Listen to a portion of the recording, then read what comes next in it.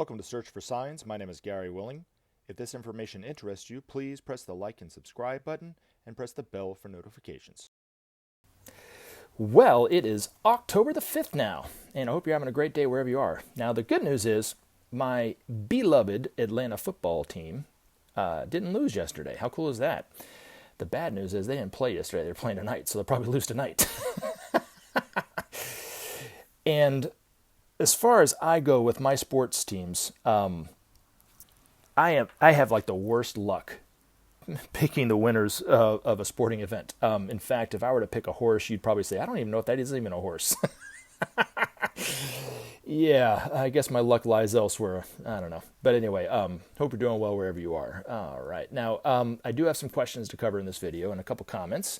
And if you, as always, have a question or a comment about Maitreya, the Masters of Wisdom, what I would suggest doing is just posting your question or your comment as a comment. And then I will do my best to answer it. And if the comment, we can talk about it and then kind of, expound upon what we talk about here, Maitreya and the Masters of Wisdom, then we'll do it. If not, I'll just let the comment ride. Let it ride, baby. But you can always email me directly at searchforsigns@mail.com if you'd rather do that. All right. First comment. Organite is a very energetic, active substance. I made quite a bit of this years ago based on Willem Reich's instructions. Powerful stuff. Wow. I would like to know more about that at some point, because I know nothing about what you're talking about.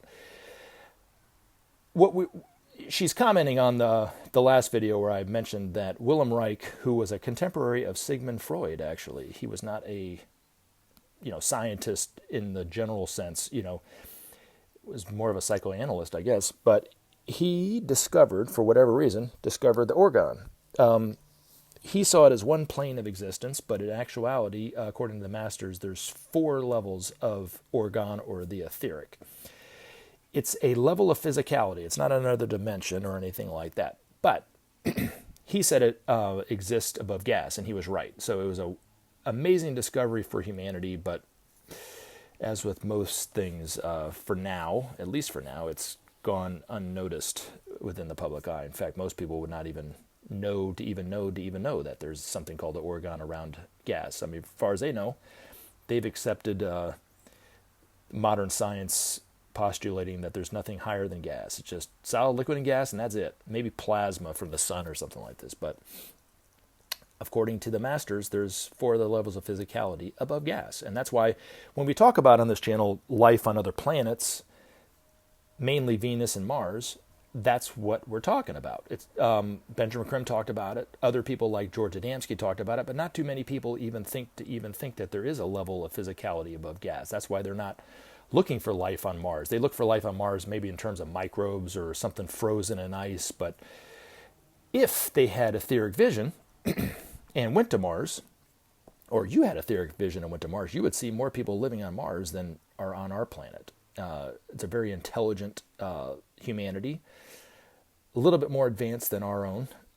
Technologically wise, they're way more advanced than us. Venus, if we were to go to Venus, we would see, again, nothing but rocks and, gases and stuff like that. But on the even higher level of etheric, probably even higher than the Martians, would be humanity on Mars, which are spiritually wise, very, very advanced humanity on that planet. So as time goes on and we start to know more of the truth about our own physical universe, the more scientists will start to look at the discoveries of people like Willem Reich and even taking the advice of the masters that, yes, there is higher levels of physicality above gas. And that's what it kind of tied it into the SOP saving of our planet, because we owe our health to our etheric bodies. We don't realize that. Doctors nowadays wouldn't hold any, wouldn't say that held any water, right? But according to the masters, that's where our health comes, whether it's a healthy body or a sick body, comes from the etheric. And this radiation from these reactors goes right out into the etheric and affects everybody's health. And according to benjamincreme's own master, every one of us without exception is sick in some way because of it. So it's very, very, very, very dangerous from the master's point of view. But that's what she's talking about. And then, of course, Benjamin Creme talked about the organ accumulator. Willem Reich developed this it was like a box almost. It looks like a sauna. I don't know. I don't know how to describe it. It was made out of wood or something like this. But however, how it did it, I don't know. But it apparently accumulated orgone for health reasons. And so Benjamin Creme said he used it back in the 50s and found it very beneficial. So I don't know if that's what you're talking about or not. It's pretty cool, though. I'd like to know more about that. All right. Next comment. What worries me most is that I feel that Maitreya will not come on International Declaration Day in 3 months with the beginning of the new year 2021. Well, just to clarify, it's not the International Declaration Day. The masters refer to it as the Day of Declaration, the day that Maitreya comes out before the whole world and declares himself as Maitreya. Now, let's kind of break apart what you're talking about here. What worries the most is that I fear. Well, what I would say is relax, man. It's okay. You don't have to worry or fear about anything. Maitreya is not going to miss an opportunity, especially something as momentous as the Day of Declaration. But it will not happen one day before or one day after it's supposed to happen. And Maitreya alone knows the day that will be. But we're not just going to go from not seeing or recognizing Maitreya on TV to the Day of Declaration. There's going to be a crescendo of interest in who and what this person's is and who is what he's talking about. Of course, he's not using the name Maitreya. When asked prior to the Day of Declaration if he is Maitreya or the Christ or the Imam Mahdi or whatever, he will neither confirm it nor deny it. But more and more people will start to suspect that he perhaps is Maitreya. In fact, actually, according to Benjamin Creme's master, a decade ago, people were starting to recognize him. So maybe most of us on our channel have probably seen him but didn't recognize it. I don't know. It's hard to tell. But believe me when I tell you this, you will know when the Day of Declaration is coming based on the fact that you know as much as you know about this information now. So it will make it easier for those of us who know about Maitreya and heard on whatever level about or believe it on whatever level, but there'll be advertisements for him, talking on TV on this day, on that time, and that kind of thing. And all the channels will be linked, so you don't have to worry about what channel it is. It'll either be on ABC, CNN, BBC, this channel, that channel, international channels, and so forth will all be linked to allow him to speak to all of us. But we'll know. I mean, I guess if I can give you any advice, when we do know that time and that day, and it does become to that critical time when it does happen, if I can give you any advice, I would not start cooking or baking or frying something in a pan right before he talks. Yeah, because it's going to be pretty profound. Most of us in the world have no idea who he is, and they don't have any clue of what's about to happen when that happens. But it will be as if the Lord of Love embraces every one of us energetically, and we feel his love even physically. That's one thing. Two, there will be a lot of people who are very, very sick or ill or injured or some kind of way and will be healed miraculously. Millions of people that will happen to.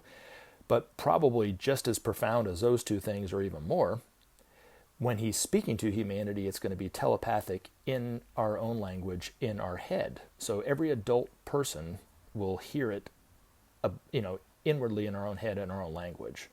So he won't be saying anything physically into the microphone. So then you'll know.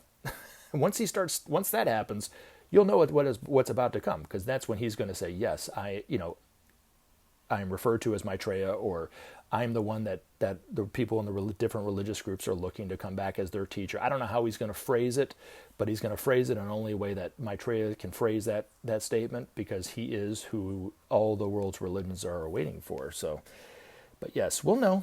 You'll know. But like I said, I wouldn't start cooking anything. I wouldn't start frying anything, especially, because then it could be really bad. Just give all your attention to the television set. But whether it happens in 2020 or 2021, I mean, the way things are going now this year, I mean, who's to say? It might actually be quite quick. I don't know. I really don't know. Things are accelerating so quickly, and things are just taking twists and turns and ups and downs this year that I can't say that it's not going to happen. I mean, look at how fast the Berlin Wall came down. What was that, 1988? I mean, the start of 1988 or even in October of 1988, there was no talk about really, in the news about the ending of the Cold War and the fall of the Berlin Wall. It just all of a sudden, almost overnight, it happened.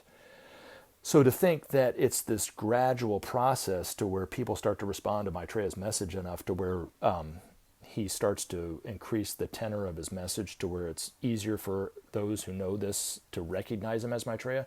I mean, it could happen in a few. I mean, I'm just saying, I'm not saying, but I'm just saying that it could happen rather quickly.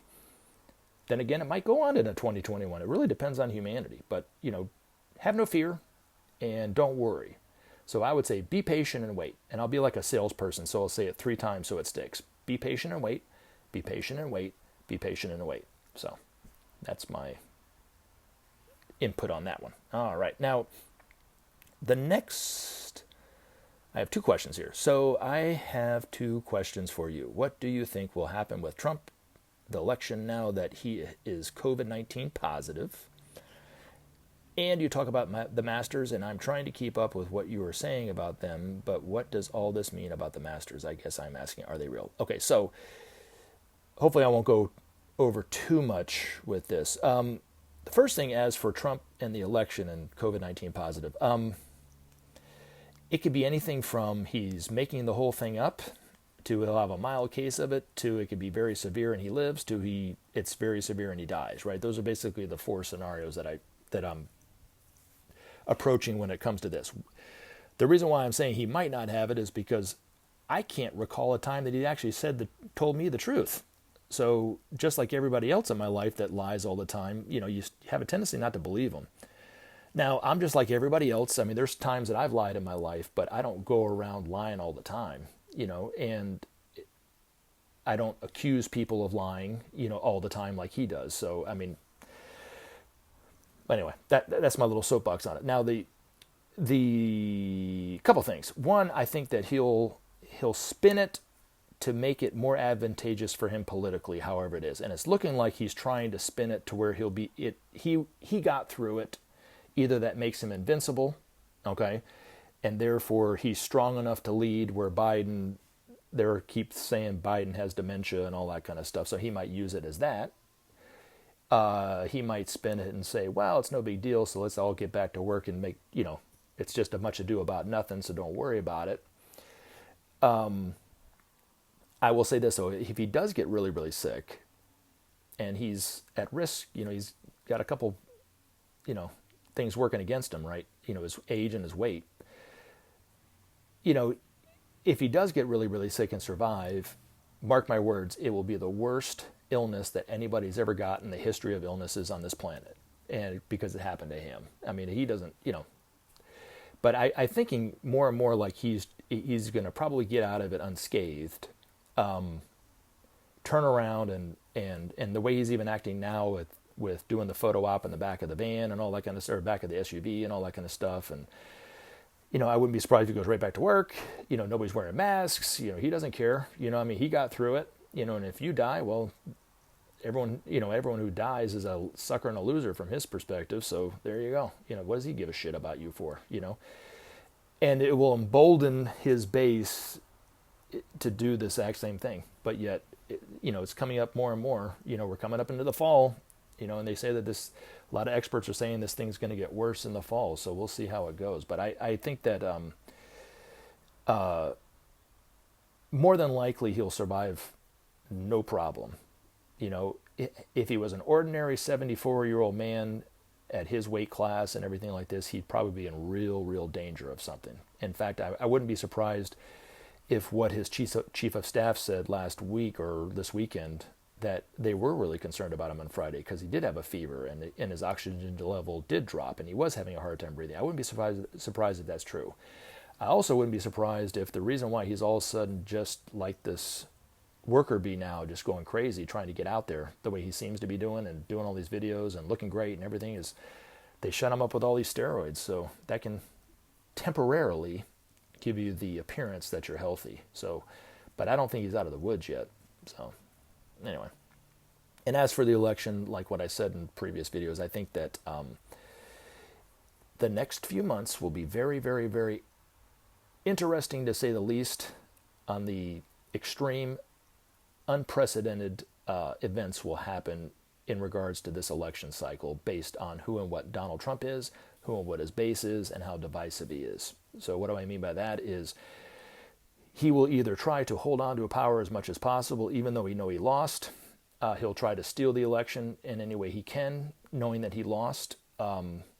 Or there will be riots and violence on either side, depending upon what happens in regards to that. So I don't see it being a run-of-the-mill transfer of power the way it is. Just because he keeps setting everything up that if he loses, like even he said it himself, if I lose, then that meant that they cheated. If I won, then that meant that I actually won.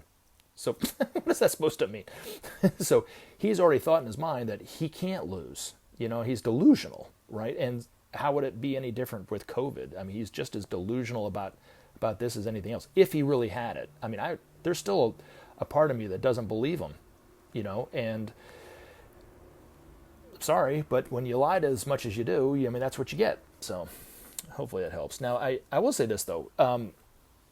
When it comes to karma, I listen to YouTube channels just like everybody else does. And some of the ones that are anti-Trump, of course, are holding back their enthusiasm about this whole thing, knowing that there's this poetic justice about it, right? But, I wanted to talk about, not the whole article, but I wanted to kind of touch on some of the points relate this back to this. This is an article that Benjamin Creme's master wrote. It's about detachment. But he said, where is it?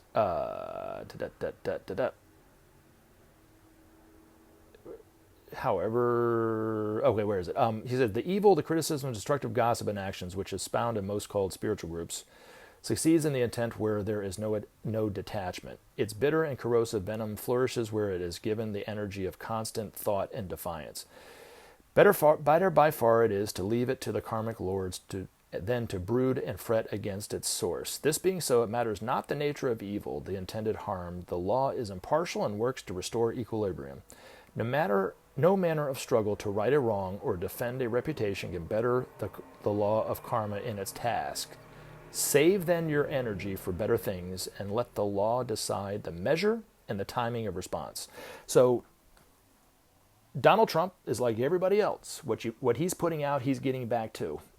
Is there some poetic justice in someone who is as divisive as him, calling the politicizing this whole thing, calling it a Democratic hoax and all this stuff, all of a sudden now getting this disease? Yeah.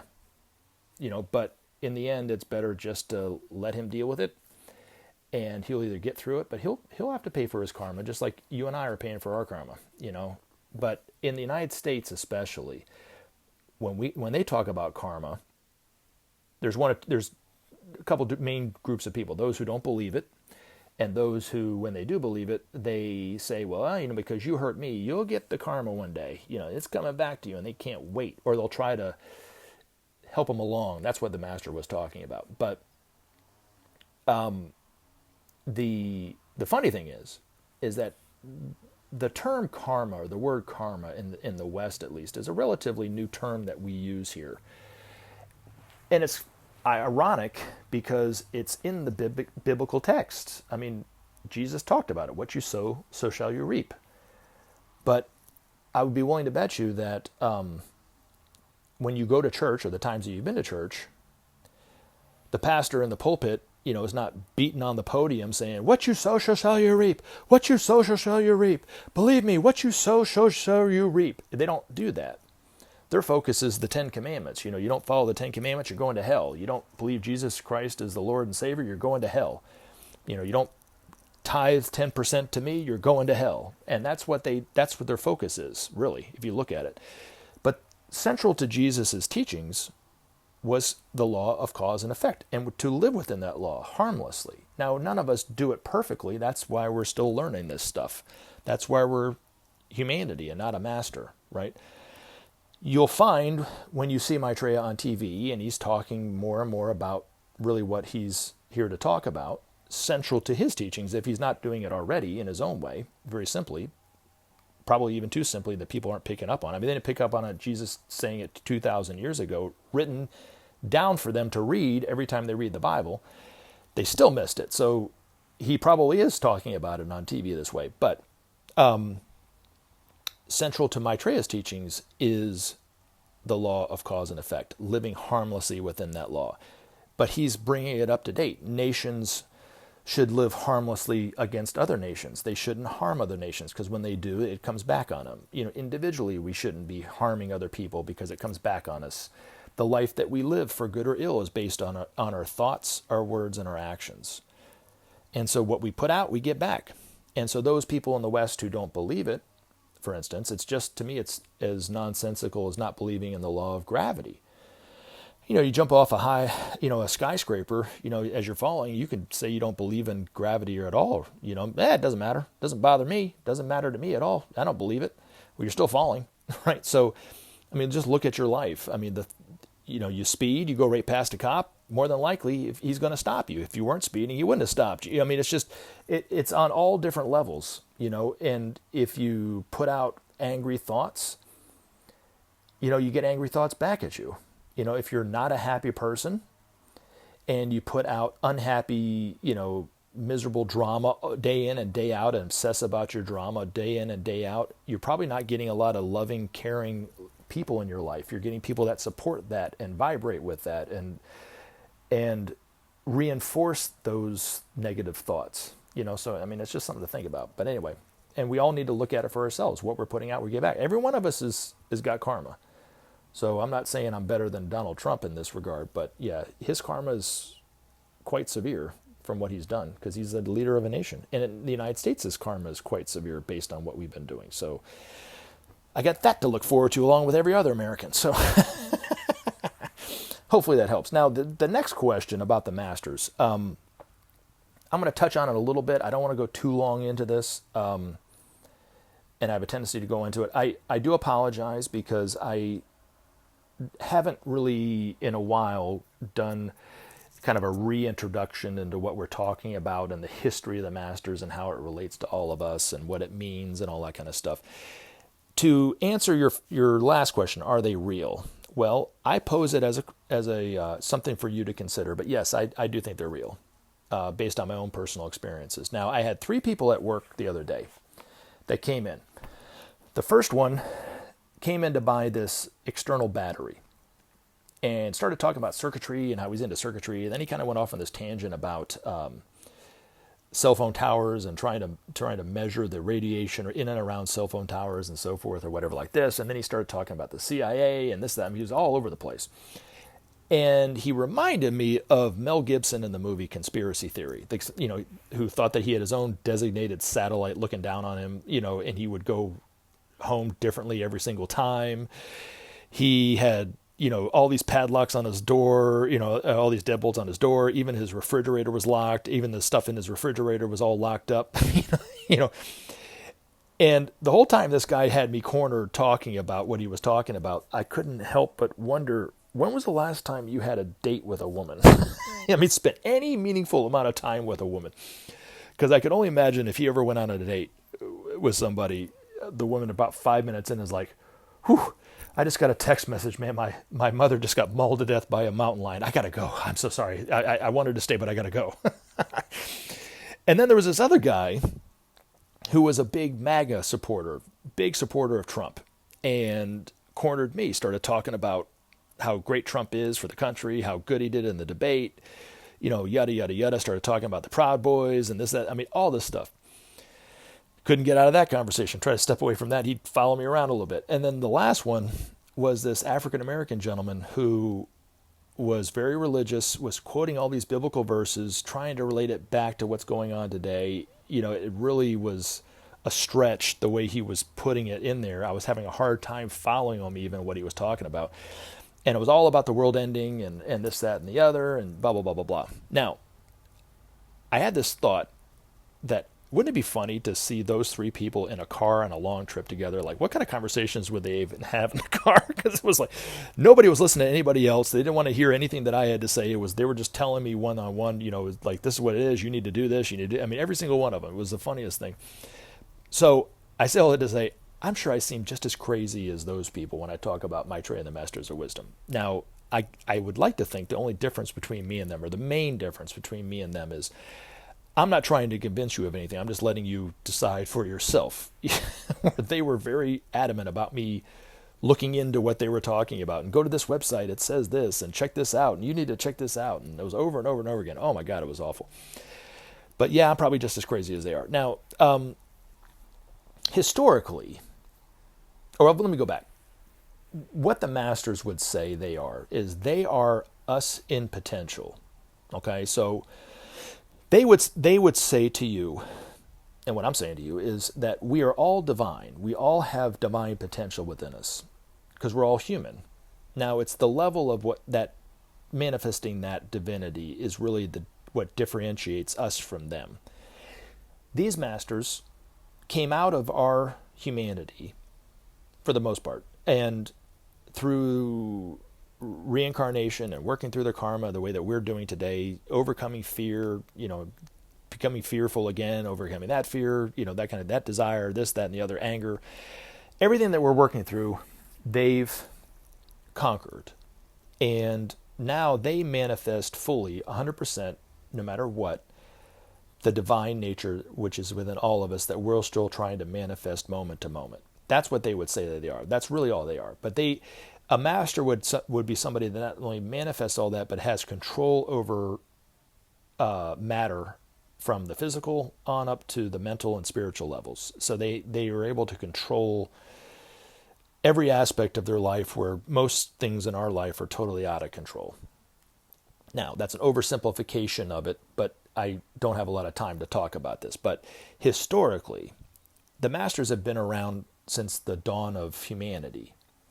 For most of the history of humanity, it's a lot longer than people give it credit for. It's about 18.5 million years from what the ageless wisdom teachings. And for the majority of that time, those masters taught humanity directly, especially during the times of the Atlantean times. And there was a crisis back in Atlantean times 100,000 years ago, which caused them to retreat and go into very remote areas of the planet, so high up in the Andes and the Rockies and especially the Himalayas, that most people just don't go traversing up there on a whim.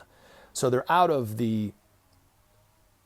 sight of humanity. Now, for each one of these masters who have been living remotely for hundreds, maybe thousands or millennia or whatever, they're still living full, rich lives for themselves. So they're not lonely and distressed and going out of their mind, being by themselves. They're totally at peace and at one with everything. And also, their work that they were doing with humanity is still going on, but just at a much slower pace, because it has to go through a higher member of humanity, a disciple on some level. So according to the ageless wisdom teachings, any man or woman throughout history that has made some kind of impact in whatever area of their life that they were working in, whether it was the arts, painting, sculpture, music, doesn't matter, politics, the social reformers, the political reformers, educators, inventors, even scientists who have some kind of scientific discovery, the great discoverers of the world that discovered parts of the planet or traveled to, all these different things to know more about the world and all that kind of stuff, were working on some level. Most of them didn't know that they were doing it at the time, with one or other of these masters to help bring about a plan that these masters had for humanity to help progress humanity in some way. So we've been basically working in the dark. And then there's been these exceptional figures throughout history, like Jesus is a classic example, Krishna, the Buddha, Muhammad, who were very conscious of working with these masters and had a much broader purpose to what they did. So at the beginning of each cosmic age, which lasts about 2,000 or so years, 2,500 years, a great teacher would come out and speak and teach humanity directly. The Buddha did it. Jesus did it 2,000 or so years ago as the world teacher for the age of Pisces.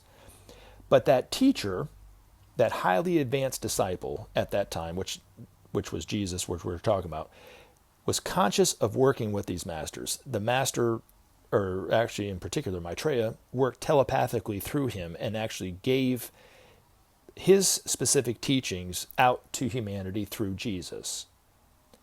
The people around him, for the most part, had no idea that it was telepathic. Their messages were, what he was saying was being given to him telepathically by a master. But that's basically the esoteric truth of it. Other disciples could be very advanced, working in whatever field they're working in, just get an idea from one of these masters, but not working telepathically with them. If you had mentioned something about the masters to, let's say, somebody like Winston Churchill, he probably would deny it or wouldn't even believe it, that there are masters. But yet worked very much so to bring about a plan of one of the masters. So it just depends on who you talk to. But for the most part, most of these people worked in the dark, and every once in a while there's some exceptional disciple who works with a master very consciously, and a lot of their messages and a lot of what their teachings were, or if it was in the case of art or music like Mozart, or literature like Shakespeare, a lot of what they wrote was coming directly from their own master telepathically. So it's just, and as we start to find out more and more about these masters, we'll start to know the truth about the relationship between these great disciples and these masters throughout history and so forth. And it'll bring a different dimension to their teachings, because within the teachings of Jesus is a lot of spiritual truths, of course. Within the writings of Shakespeare is a lot of the teachings hidden within there, the esoteric teachings of the masters. Even within the music of Bach or Mozart or Beethoven is written a lot of the truths of the laws of life and so forth. But written musically. So we'll have a different perspective on these great ones throughout history. But these masters, when they went into their retreats thousands of years ago, knew at some point they would have to come back and teach humanity directly. And I'm going to kind of end it at this, and then I'm going to talk about it in the next video, I promise. But now what we're seeing is the return of these masters back into the everyday world, starting with Maitreya being on TV. Of course, he's not declaring himself to be anything special or a master or the one awaited by all the religions, just going on TV as an ordinary person, and that's where we're at today. But these masters are our divine potential. These masters, the kingdom of the masters of wisdom, or the kingdom of souls, as you might call it, is a kingdom above humanity. So scientists would say that humanity is at the top, right? And then you got the animal and the vegetable and the mineral kingdom, and that's it, right? Well, there's no truth to that. Esoterically, there's two kingdoms even on this planet. But from the master's point of view, there's kingdoms that go on for infinite levels higher than where we're at right now. And so when we see these masters, when we see Maitreya, we see the master Jesus, we see the master who was Paul, the master who was Peter, the master who was John, we will see men who are perfect, without fault, who love unconditionally, who have the wisdom of the ages at their fingertips, as Benjamin Creme once put it. When you ask them a question, the depth but yet simplicity of their answer will astound you. They'll know what they know about every topic that you could possibly think about. They know. They just know that they know. They don't even have to look it up. So we would look at them and say, wow, not only are they intelligent, creative, loving, patient, don't have to sleep, don't have to eat, they seem perfect to us, right? From the master's point of view, they're just beginning. They're just starting out.